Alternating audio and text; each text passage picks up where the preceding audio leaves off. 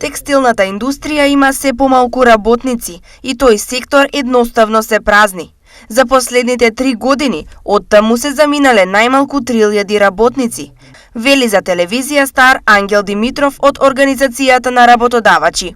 Статистичките податоци јас си верувам дека се точни. И текстилната индустрија, тој тренд не е од вчера, значи од некаде 2012 година нааму има постојан пат на бројот на работниците. Тоа е поради најмногу ради тоа што младите луѓе немаат интерес да работат во овој сектор.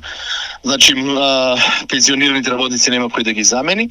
И втората работа е заради дел од луѓето што отидува во компаниите во технолошко-индустријски развојни зони, каде што имаат одредени привилегии од државата и со тоа имаат и подобри плати. Според Димитров, овој тренд ќе продолжи и во наредниот период, бидејќи нарачки и работа има се помалку, а платите кои се движат околу 25.000 денари за младите се недоволни. Не очекувам дека нешто ќе се промени, тој тренд сигурно ќе продолжи понатаму.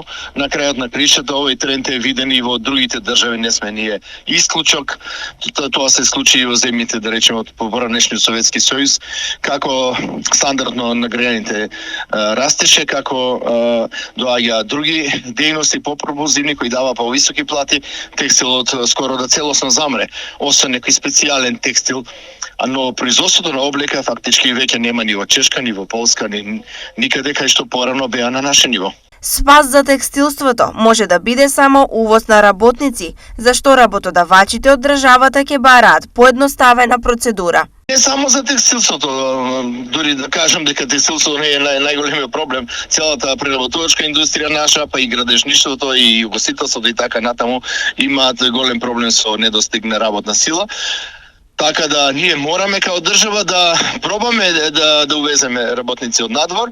Не верувам дека тоа ќе реши сите наши проблеми и дека тоа е долгорочно решение, но мора нешто да направиме бидејќи не чекаат многу тешки моменти, особено во социјалните фондови, фондот за ПИОМ и здравство.